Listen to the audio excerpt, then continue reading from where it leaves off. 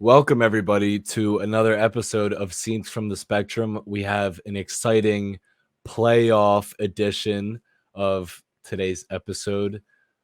Playoff starting on Saturday. A lot of games, a lot of matchups, a lot of fun storylines. You got the 76ers up against the Raptors. You got Pat Beverly and the Timberwolves and their shenanigans after their win against the Clippers the other night. We got a lot of stuff going on. Make sure you're following us on all of our socials, SFTS podcast _, and hit the link tree, follow, subscribe, listen, leave a rating to everything. And let's get started. How you feeling, Graeme? And what's your thoughts on this upcoming Sixers versus Raptors series?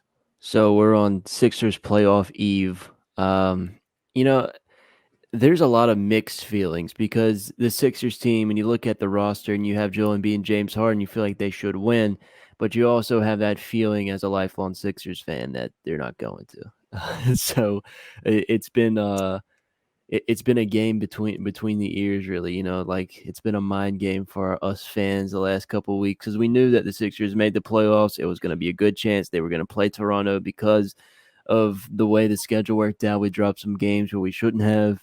The Celtics went on this crazy run. Things just happened where they happened, and this Raptors team is scary for the fact that Nick Nurse is their coach. They're very long, but we also have Joel Embiid. We have James Harden, and we just need somebody else to step up. We're gonna have half of Matisse Thybulle, and we have Doc Rivers as our coach. There's so many question marks about this series, which makes this really fun, really, to talk about it and dissect it. So I'm just ready to go in depth, really, and see how many possible ways the Sixers could lose this series. Yeah, and kind of the big word for me is execution when it comes to this playoff series.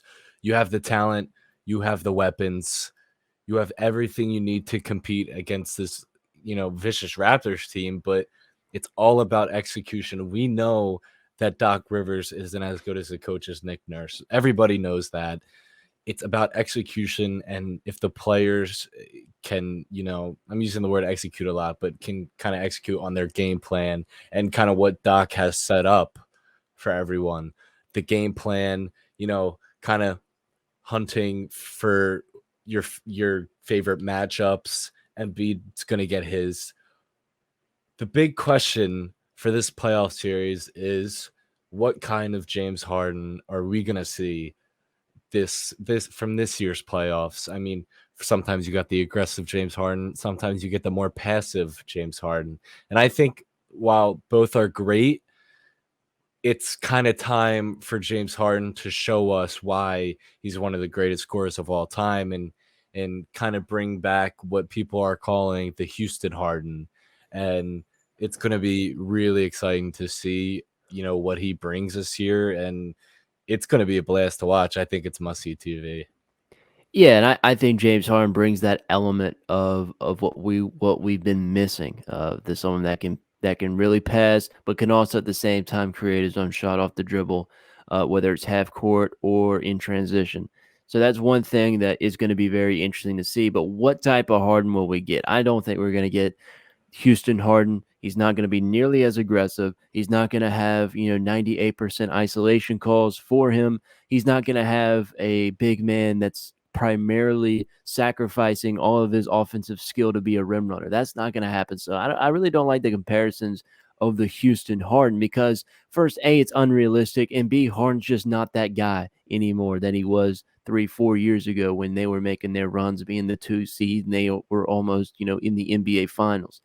So when you look at Harden, it's just going to be something that we've seen. He's a little bit more passive than we'd liked him to be. He's probably going to stay being passive because he likes to get his teammates involved early. But the problem is for Harden is what will his ability to take over games be like? Can James Harden take over a game? That's going to be the biggest question. The problem is we have Joel Embiid. Joel Embiid is going to be double, triple teamed every possession. Will James Harden take over the game? Will he make the shots? Will he make the right passes? Will he, not turn the ball over in clutch situations? Will James Harden, just be a smart, high IQ basketball player and make the shots that he needs to make. That's the biggest thing. It's not him, making 8 step back threes in the third quarter. It's not going to be him, taking Scottie Barnes off the dribble every time. It's not gonna. It's literally nothing of what we saw Houston Harden can do. It's gonna be, can he be timely with his shots, and will he be able to take the game over if needed? That's the biggest thing for Harden. It's that he can play excellent and have 17 points, 12 assists. It's like that's literally a Ben Simmons stat line. Like, he can play excellent, but it's what the timing of those 17 points are. He can have 35, and I won't complain. I'm not expecting that out of him, but I'm expecting, definitely around 20 points per game and heading towards double-digit assists, because that's the Harden that has been in Philly. Don't expect him to just completely change his game style, but like I said, the timing of his buckets, the timing of which his high IQ basketball that we know he has, will it show up in the clutch moments? Yeah, and like you said, his ability is if he can take over the game. He has the ability to, but it's like I said before, can he execute on his ability? I mean, he's been doing it his entire career, but he's kind of slowed down, especially with that hamstring injury. He doesn't have as much lift on his jump shot anymore. He's having a harder time blowing by guys, going to the rim. But his passing is something that we're gonna need a lot in this year's playoffs. I mean, it's obviously Ben Simmons last year was a good passer, but nowhere on the same level as James Harden, and it's gonna open up a lot of things on the offense. And I'll stop you there, because Ben Simmons and James Harden, when you look at the full game of basketball, they're comparable passers. Like, they're similar in their skill set. The thing about James Harden is, and it's not even close, is his half court passing. And is Mhm. not even close to Ben Simmons. And that's Ben Simmons does it to himself, and it's not because Ben Simmons is a bad passer, which means he can't pass in the half court. It's a lot of other things than just passing, which makes Ben Simmons a bad passer in the half court. It's that James Harden has that killer instinct with him, that he can knock down a three, or he can blow by you and then change his mind into a step back three. He has plenty of options to score on the perimeter, which makes his half court passing so vital. And when you have screechy shooters like, oh my gosh, like Danny Green, will he make 15 threes, or will he miss 15 threes? Nobody knows. George Niang, the same way. When you have someone like James Harden that can get these guys easy shots in the half court, not in transition, because against Nick Nurse, you're not going to have a lot of transition opportunities.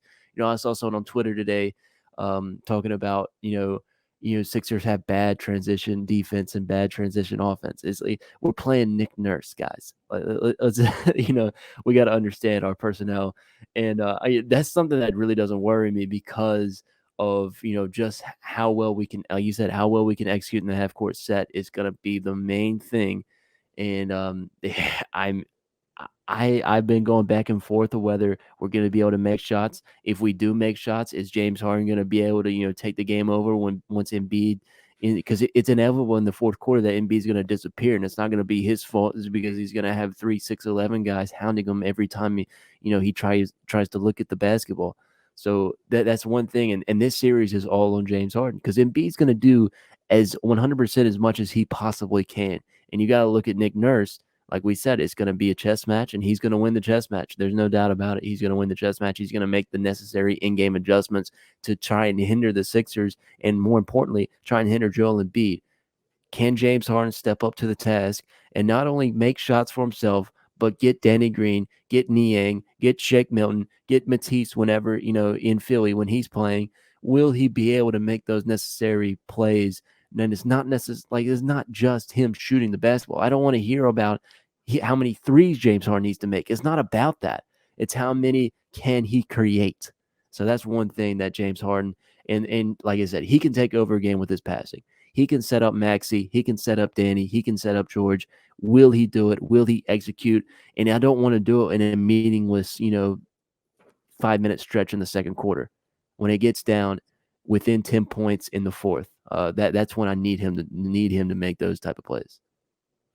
Yeah, and James Harden is the biggest deciding factor in a series like this, but you have to look at other guys like Maxey, Tobias Harris, Danny Green, Georges Niang, even Shake Milton, you kind of have to rely on those guys to hit their shots. I mean, you've heard Embiid come out and say the other day, the Raptors throw 3 guys at me, and Embiid has said it. It's made him a better playmaker and passer, and it has. I mean, you've seen how much his playmaking has gone up in the past year, especially with the disappearance of Ben Simmons. But you need the guys to hit the shots, and like you said earlier, we don't know what kind of Danny we're gonna get, if he's gonna hit 15 or miss 15 in a row. Like, we need guys to finish, to hit their shots, Harden to get his, because we all know Joel Embiid's gonna get his, and he's gonna do everything he can to win the series and keep moving further onto the playoffs. But you know, the playoffs is a huge time for the role players to step up, and it's a lot of the times it is the deciding factor for a close series. And I think this could be a series where the role players play a huge factor into it. Obviously, Harden is already going to play a huge factor into it, but the role players are big, and we need them to come up strong. I mean, we know how they can come up short, and we've seen it time and time again this year, but hoping for a change. I mean, the past few years there's been huge disappointments. I mean, every playoff series. So Yeah. maybe, just this maybe, it would take a miracle, but let's see something different and at least reach a Eastern Conference Finals. Yeah, and that's the main thing is what role players will show up alongside James Harden, because maybe Embiid doesn't get his 30 points a game. Maybe he's getting 26 because of the way that Nick Nurse runs his defense against him. It's just Shake Milton, I think, is going to be a big part in this, because we need that ball handler when James Harden's not there. We can't let the bench unit just completely destroy everything. And another thing is we got to be very sound defensively. You can't let a spark plug guy get hot like a Fred VanVleet. He's a guy that can win one. He's not going to win a series, but he can win a game for you. And you don't want that to be a game 5 or a game 6, or a game 7 for that matter. You need to keep those guys in check. Pascal Siakam's going to probably get near triple doubles every game. He's a great player. He's a playoff performer. We've seen. I mean, he's done. He's been there and done that quite literally. Like Fred VanVleet, he's a streaky guy. Scottie Barnes is another very streaky guy, and that's one thing in his rookie year. How will he respond to a pressure situation that he's in? And I want to get your thoughts on that. What are your expectations for Scottie Barnes? What do you think he'll meet them? Do you think he'll exceed them? He's had a phenomenal rookie season, top 3 rookie of the year candidate, no doubt about it. So I think it's going to be very interesting. That's a huge question mark, because I don't know, like, if his rookie, if his immaturity of an NBA basketball player will show up or not. Yeah, that's kind of the big question with kind of all rookies who play a decent to big part in their team's role. But you really can never know what they'll bring to the table. I mean, you saw Maxey was a rookie last year, and he kind of exceeded expectations in the playoffs and kind of saved us and brought us all the way to Game 7 against the Hawks. He did that.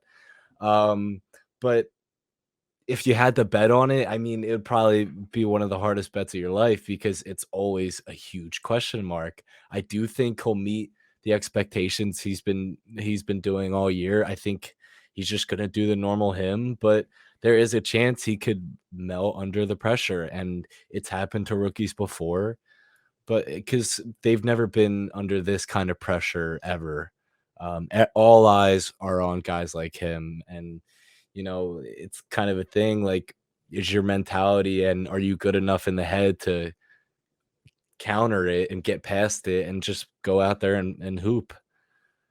Yeah, and another thing, going back to our role players, because we don't have that great of a sample size on someone like Scottie Barnes, but for someone like our role players, one of the big things, and I've said this all along about Niang, is how bad he was in the playoffs. Atrocious, like negative 14 real true shooting percentage, a relative true shooting percentage, excuse me. Like it's terrible. And you look at Shake Milton last year, even though he had a really, really good game against the Hawks, looking at a guy who had minus 8.9 relative true shooting percentage, is only 3.1 box creation, which is, I mean, he's like, these guys aren't getting it done historically in the playoffs. especially the two guys that I think will be X factors: Niang for his shooting and his length that he can bring, and Shake Milton for his possible ball handling and his streakiness as a shooter. Not that we necessarily need him to be a spot-up shooter, but he needs to be able to handle the ball in tight situations. Those are two guys, historically not playoff performers, haven't been great. Yeah, they've had some good games in the playoffs before, but they haven't put together a great series. Like I would, if they just are their regular playoff selves, I'm gonna have a lot of problems with it because uh, that we demand them to be better. But the other side of that is it's James Harden's responsibility to get those guys going. And so you can take this any route you want, and to me, it always leads back to James Harden. I've thought about it plenty and plenty times. You look at role players, you look at rookies, you look at Joel Embiid. Everything you can possibly think of can circle back to James Harden, which I think that he is the biggest X factor. And it's not necessarily his numbers have to stand out; it's what he does in the time where we need him to be James Harden. Will he be James Harden? Yeah, and you've seen James Harden time and time again in the start of games be passive and try to get guys going, and I think we're going to see a lot of that, especially starting in this first game, because he knows that in his head he thinks that if I can take this game over, I will.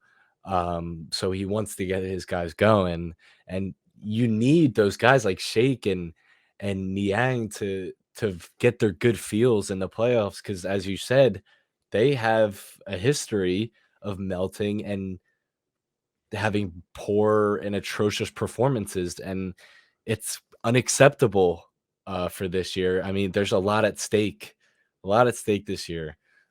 Potential head coach firing, a potential like scramble of the team, potential Tobias Harris moving along, but there's so much on the line this year. But like you said, I think all ties back to James Harden, and because he controls, I think he has the ability to control the whole team, and he's gonna play a big part in that. And it's just it's such a huge question mark that it's kind of hard to answer until we see it in person. Yeah, no doubt about it. And if James Harden's bad, the rest of the team's going to be bad. I really don't see, like a Shake Milton game. I really don't see a George Niang game, a Tyrese Maxey game. I mean, it's possible, but I really don't see it, especially if James Harden is not playing his best. If James Harden's not playing his best, it's going to be extremely, extremely, extremely hard for the Sixers to win games. And maybe he has a bad game and we drop one. That's totally fine. That's the beauty of a best of seven. So I think that James Harden, not necessarily he has to be magnificent every facet of the game, all four quarters, whenever he's out there, just has to be the MVP. That's unrealistic. That's literally not what we're asking from James Harden. We have the MVP. We don't need him to be the MVP. I think that James Harden needs to be himself, needs to be timely with his passes, timely with his shots. Because at the end of the day, if you can take out a really good team like Toronto and you play them in a hostile environment, you go through the North, everything of that, and you get through them with half a Matisse Thybulle, you feel like you've accomplished a lot, and that's a huge momentum step going into the rest of the playoffs because you had to beat Nick Nurse, you had to beat a really athletic, great defensive team with someone like a Pascal Siakam and Fred VanVleet. So once you get through that stage, I feel like it becomes easier. Confidence is a lot better for these role players, and it's just getting past this first one, and then you basically have no expectations. You have no expectations to win the next round, which would be against either Miami or Atlanta, which I think are both very, very winnable. So I think you just got to get through this one, gain some confidence, and see what takes you from there. Yeah. And if whoever's listening, if you're kind of confused why we've said, we're getting half of Matisse in this series, it is because he is unvaccinated. He is not allowed to cross the Canada borders into Toronto. So he won't be available for game 3, 4, or 6 if necessary, which kind of a lot of Sixers fans are happy about because they would rather have Danny in the starting lineup, and I'm one of those people who would rather have Danny in the starting lineup. One one instance that really stands out to me is the beginning of the last time the Sixers played the Raptors last week. The Sixers were firing on all cylinders. Everybody was hitting their shots. The floor was spaced out like I've never seen before with the Sixers team. Every single player on the court could shoot, and it's a nightmare for some defenses. I mean, it's all about consistency and being able to hit your shots, and it all goes back to Harden and getting his guys going and getting players to hit their shots. It's going to be a tough one, but now that we've had time to kind of soak everything in for this past week and had thought about it and studied it, what is your final predictions of this series, or if you have any last words about it? I've got no clue. Like quite literally, as it stands right now, let's see, where are we standing? We're standing at Friday, April 15th, and it is like we're on the edge of Saturday, April 16th. I will So say late night episode. yes, I will say Sixers and 6. Uh, and I'm saying that counting on James Harden. I will also, and I have been saying this for the past week, that the Sixers will win in 6 games. I do think game 6 will come down to a tough one, but Sixers will, kind of handle it in the end in Toronto, because that's where game 6 will be. But I do have us winning. I don't see us losing this series. Obviously, it's possible, but I think our team is just too good for us to lose. But never underestimate Doc Rivers, We and said that against the Hawks, I'll so never make that mistake again. yeah. Yeah, I feel like we've been through everything. We've Yeah, been through a sweep. We've been through some like high expectations. We've been through some unseen territory with Ben's rookie year. We got beaten up by a rival twice in Boston. We had high expectations and then had a a brutal fall from grace last year. So I feel like we've lost in every way possible, basically. literally So the greatest, literally the greatest playoff shot in NBA yeah, I history exactly. is against us. Yeah, I mean, we've lost in every way possible. So, It's tough being it a Sixers fan. It's is. tough.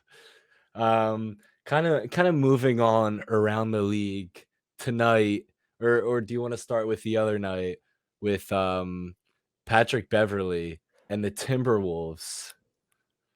Yeah, let's see, Uh, every time I leisurely watch Patrick Beverley, which would be when his team's not playing the Sixers, I'm always thinking, man, he'd be a great fit in Philly. And that was going through my mind.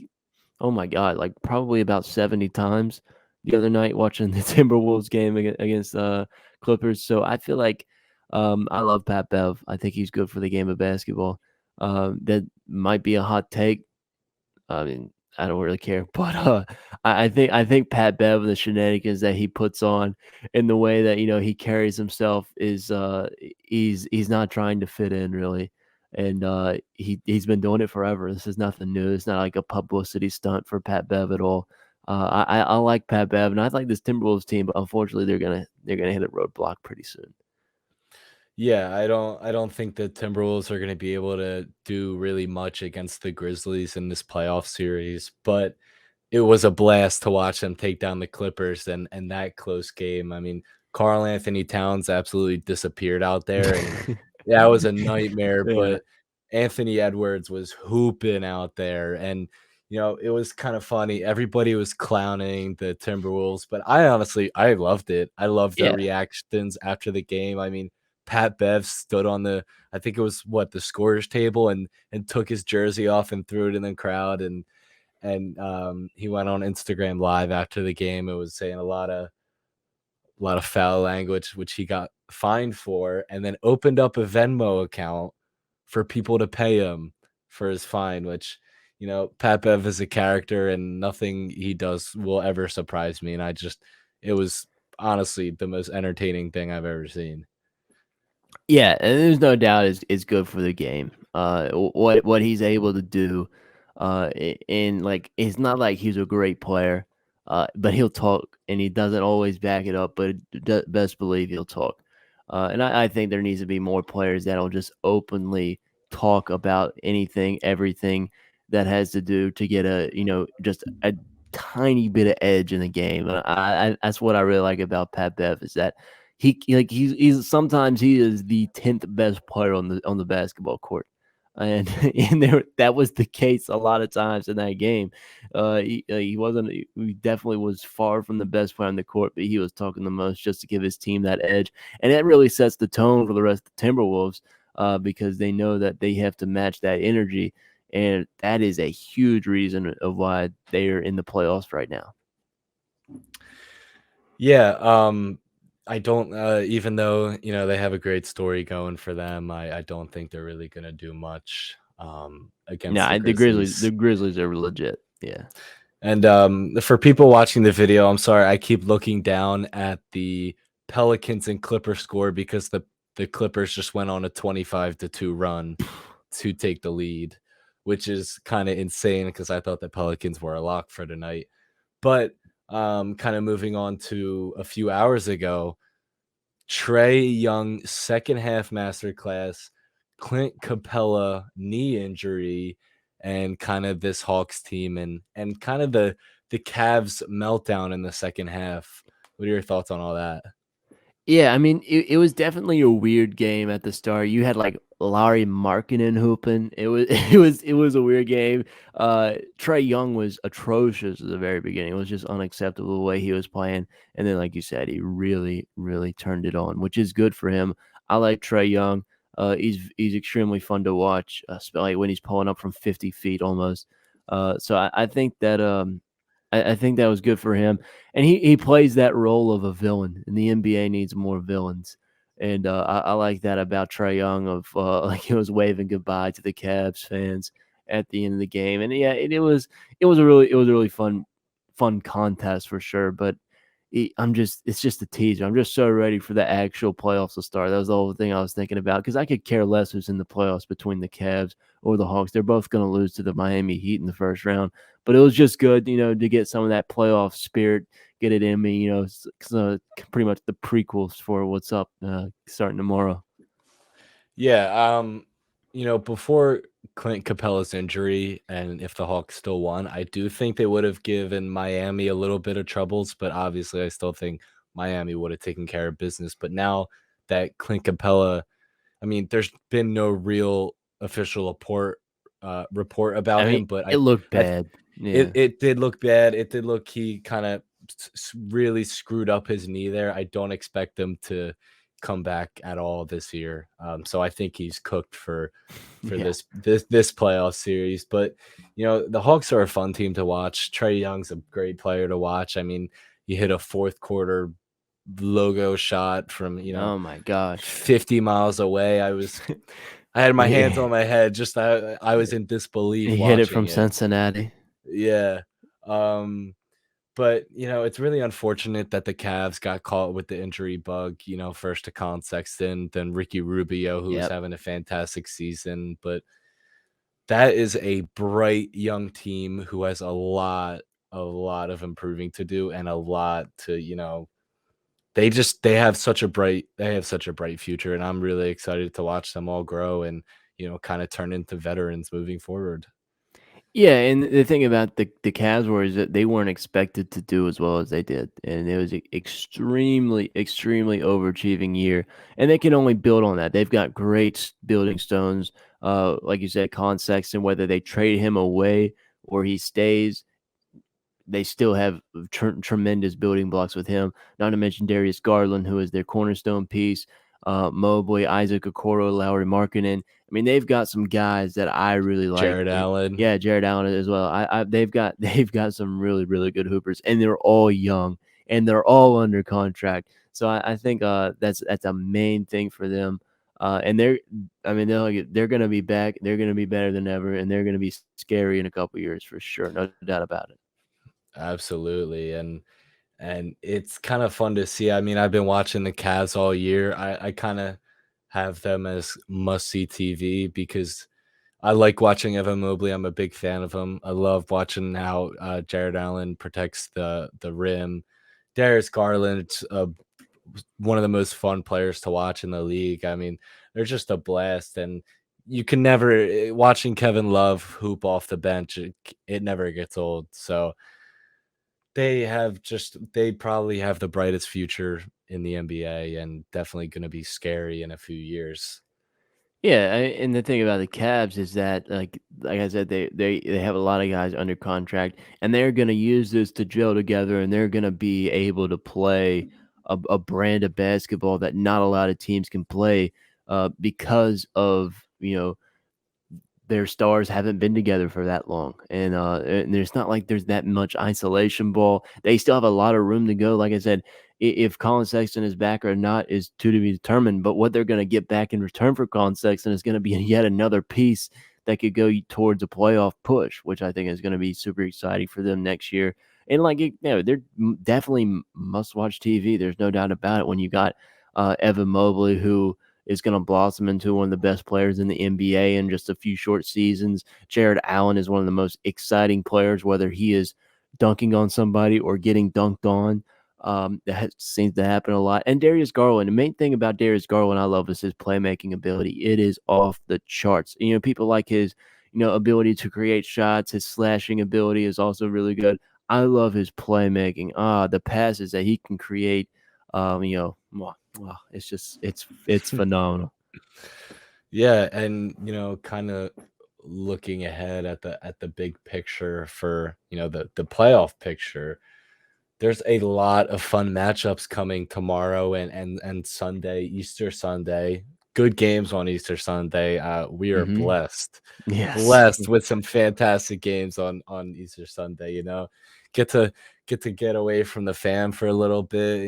Kind of watch some ball, watch some hoops. It's undefeated, man. I can never complain. That's But for sure. you definitely have some fun matchups. I mean, we'll start with the Eastern Conference.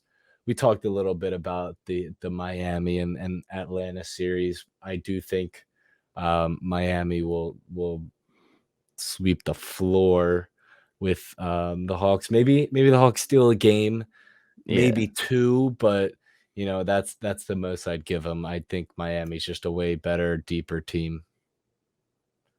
Yeah, I agree with you. A gentleman's sweep, no doubt about it, there. And it's the thing, Miami is just too superior. Even if they're not playing well, they're just better than the Hawks. The Hawks haven't been good all season, really. And they've underachieved a lot. And they go through stretches where they're very, very cold.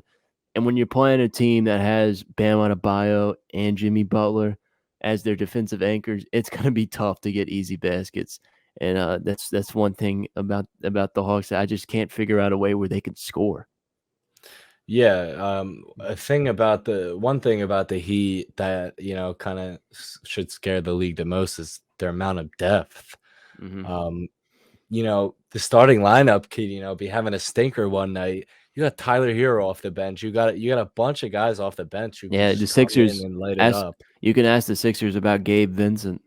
Gabe They, Vincent is the yeah. Sixers killer, and uh, I'm drawing a blank at a couple guys' names, but they have a bunch of solid guys. I mean, they We got can, Kyle Lowry, Duncan yeah, Robinson. I mean, they've got guard play that is really phenomenal, along with Tyler Hero and Gabe Vincent. yeah, I mean, they've got pretty much everything besides maybe if Jimmy had a shot, had a jump shot, they would literally have yeah, everything.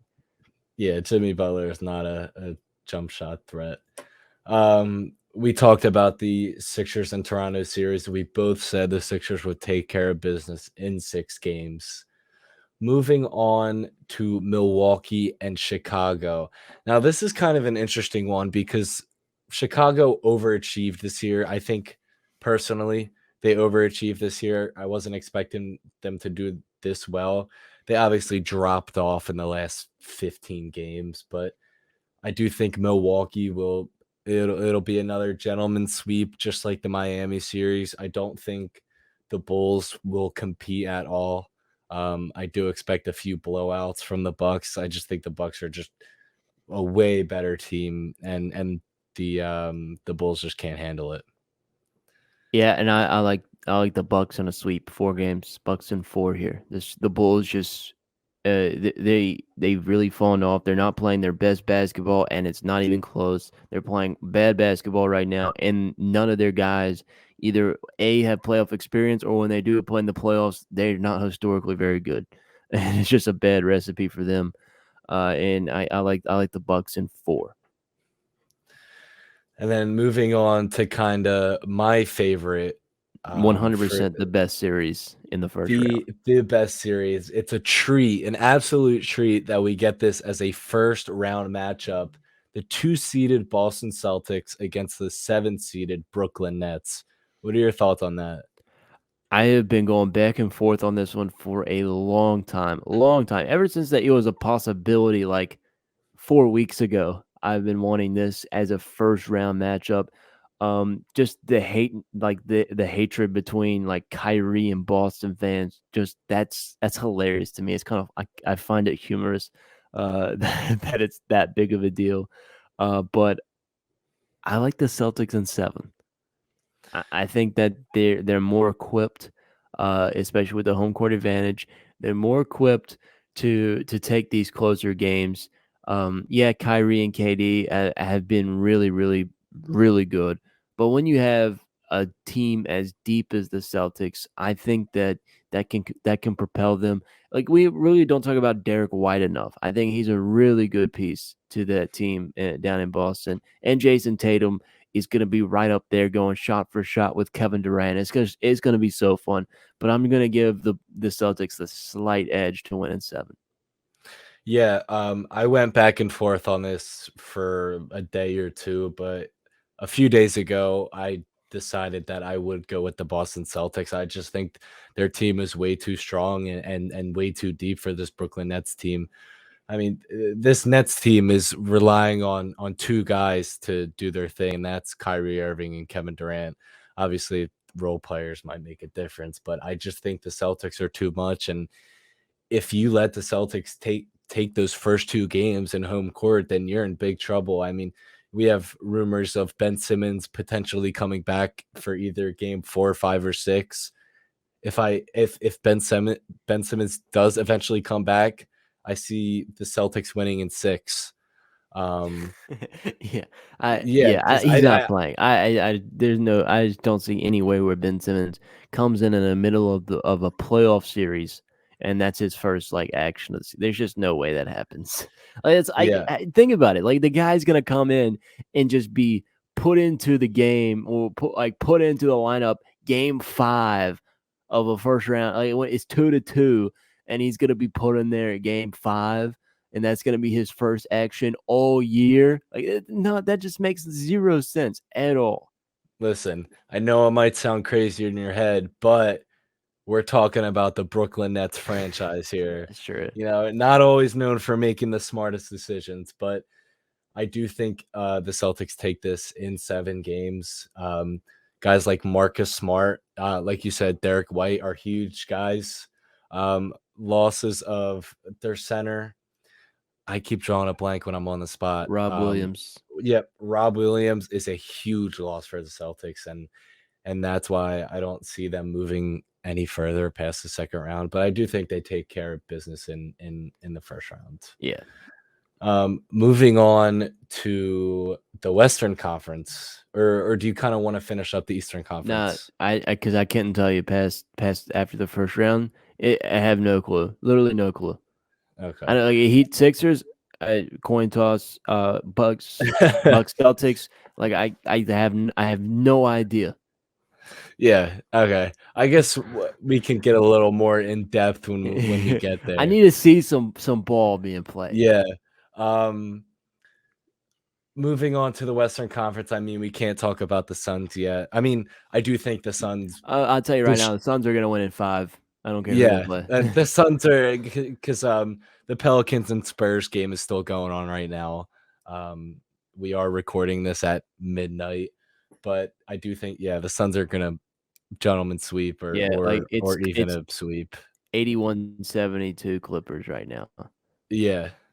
It's gonna be Suns in 5, and it's just they're just better than these two teams, than the Pelicans and the Clippers. Yes, they can get a game because both teams have capable players. Like if the Clippers end up winning this game tonight and Paul George gets back, yeah, they can get a game. But the Suns, their chemistry is too good. Their role players are too good. Their superstars are too good. Everything about the Suns just screams NBA champion to me, and which is why they're going to breeze past this first round. Yeah, I think the Phoenix Suns are probably the top favorite to win it all this year. Got some good revenge, getting or trying to get some good revenge from last year, and kind of the Bucks beating them.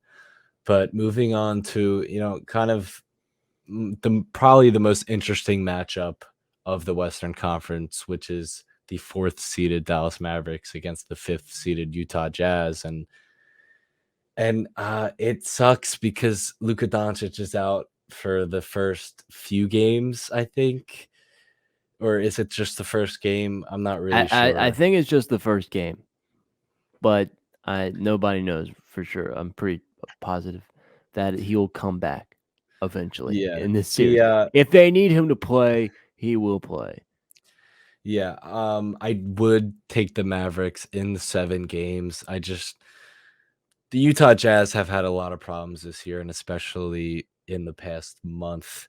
Um, some chemistry problems and Donovan Mitchell and Rudy Gobert problems, and how Donovan Mitchell literally never passes the ball to Rudy Gobert, Yeah. which I think is kind of funny. Mhm. Um, but I do have the Mavericks in 7. I do think Spencer Dinwiddie is really gonna have to step up without Luka, and Dallas's defense is elite. It's scary. One of the best defenses in the league, but I do think they take care of business in 7. I'm gonna say Mavericks in 6, and that's it. No, yeah, I I, got I you. I can't tell you why. I just had the feeling Mavericks in 6. Mostly probably because I'm a Jazz denier. Yeah, I don't They're like the they're Jazz not either. good. They've never been good. You can never count on the Jazz. That's never failed me in the past. So why would it fail me now? Mavs in Never, 6. never put your money on the Jazz in the playoffs. Never, Yeah. ever. If you like Um, losing money, then go ahead. But never. if you like donating to Vegas, Yeah. and that's all you. But moving on to the next one, the 3 seeded Golden State Warriors against the 6 seeded Denver Nuggets. I mean, I'm very biased. I hate Jokic, so give me the Warriors in 5. Yeah. Warriors in 6. I'm gonna say Warriors in 6 because Draymond will mess up one game in the clutch. He'll do something. This is something crazy, and that's gonna be it. Yeah, I don't think Denver's team has enough talent to really compete. Obviously, I mean, you have Nikola Jokic, but I don't like to ever talk good about him, so I won't give my explanation on him, but I just don't think their team's good enough to compete with the Warriors. But moving on to the number 2 Memphis seed and the number 7 seed, the Minnesota Timberwolves. We kind of touched base on this earlier. I think Memphis is gonna get a little gentleman sweep in here. Timberwolves have no business playing Memphis, but it's gonna a really fun matchup is gonna be Pat Bev versus Ja Morant. Yeah, and I think that it's gonna be definitely fun to watch, but it's gonna be one of those series where they're all tightly contested, but one team wins pretty easy, and I think that's basically how it's gonna go. Yeah. And Um, I think I said 5 earlier. Is that what I said? I think you I think did. 4 or 5. Yeah, it's gonna be 4 or 5. It's not. It's the games are gonna be competitive, but there's gonna be one team winning all of those competitive games. Yeah, so I mean, if you're wondering what our playoff predictions are, there it is right there. I mean, I we were think they're kind all of the along same. the we they were our predictions were pretty much nearly the same.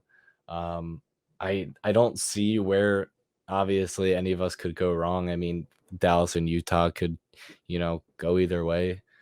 Yeah, like Um, Dallas, Utah, and then Brooklyn, Boston are the only two ones that are like I feel bad about. The yeah, thing about like the Bucks, like I'm not a Bulls believer, I'm not a Jazz believer, so that makes it easy for me to say Bucks in 4 because I genuinely think the Bucks will win in 4. Like I'm not trying to troll Bulls fans or anything. I genuinely think Milwaukee is just that much better yeah. than Like Chicago. looking at game one, the Milwaukee Bucks are favored by 10.5 points. Yeah, And I that's mean, something, and that's something you just never see in when it comes playoffs, to it, yeah. even in playoffs, but especially with a 3 versus 6 seed, that's something you just never see. And that kind of tells you all you need to know about this Bulls team. But Yeah. Other than that, you could go either way with Celtics and Nets. Like if you said Nets and 5, and you could literally talk me into it because there's so many possibilities with that, and nobody. If somebody tries to tell you they know what's going to happen between the Nets and Celtics, they don't know, and if they do know, they got lucky. Like nobody knows what's yeah, happening in that series, and it's going to be fun, and I want it to go 7 games. And I could care less who wins. I hate both teams. So I just said Celtics in 7 because I have a feeling that Jason Tatum, Jaylen Brown, Derek White, Marcus Smart, they have some dogs in them, and they're gonna go out there and win a must-win game at home in Boston. yeah. I kind of wanted to talk about a tweet that I saw earlier about the Sixers' perfect playoff revenge scenario. Is It this would from be, Mike? I think I saw Mike tweet this out. I'm You not might sure. have seen it from somebody else. I saw it like 4 different times, everybody saying the same thing. Okay, But the Sixers' perfect playoff revenge scenario would be taking care of business against Toronto, and then the Hawks miraculously beating Miami in a playoff series, and us destroying the Hawks in a series. and then you get the Celtics. And then you get the Celtics in the Yeah. Eastern Conference Finals, and then you get the Warriors for James Harden revenge. So that's kind of a perfect So revenge here, scenario. here, here, here's what I have. You ready? I agree with beating the Hawks. You go to the Eastern Conference Finals, but instead of playing the Celtics, you play the Bucks, and Embiid wins it in Game 7 and 6 and sits on their logo. I would literally talk about that every single day for the rest of my life. I mean, That that would would be my championship. I that could would care less be if they win the finals at that that would point. easily be the greatest moment in Philadelphia sports history. And then they I don't go and care. beat Denver and Jokic in the finals. Yep, exactly. So So I so think, so we'll get this straight. yeah, Raptors, Hawks, Bucks, Nuggets. I love it. Yeah, easy as it It's gonna gets. happen. Bet That's a on it. cakewalk. I mean, we just won the championship. It's a Yep, cakewalk. we just won the championship. We can predict the future. But I'm not even like the one against the Bucks. I'm not even kidding about it. Imagine if Embiid like hits a turnaround J for the dagger, and then they call a timeout, and Embiid just sits on their logo. Oh man, I just I feel I happy. I just feel a rush of emotions just talking about it. like the entire state of Wisconsin would block me on Twitter. Oh man, I'd have to be suspended from Twitter. I literally have to be suspended from Twitter. Oh, Like it's that's I don't even want to think about it because I'll be disappointed when it doesn't happen. yeah, and it probably won't, but it'd be a blast. Yeah. I think that's kind of all we have for today. Um, Got a is there shorter one anything? because it's a late night, guys. We gotta be productive for our Yeah, mental, for our that it's definitely a shorter God, one. yeah, watching the Sixers on not a lot of sleep is I wouldn't suggest that to anybody. Yeah, I Maybe gotta. to someone you don't like, but watching the Sixers and you're not fully mentally prepared. Yeah, That's a recipe for you disaster. have to go into a Sixers game with 100% energy. You have to be rested up, and your mental health has to be in a good place, or else you're just not gonna have a good time. I mean, we're not gonna have a good time anyway 100%. because we're just expecting disappointment. But it's whatever. But I think But that's gonna it's wrap it up. Philly. It's Yeah, Philly. it's Philly. It's Philly. So I think that's going to wrap it up for us today. Thank you guys for making it this far. Definitely a shorter one, only 50 minutes, but it is 12:30 a.m. and we kind of got to get some sleep. We wanted to push this out as quickly as possible, especially because we missed a week.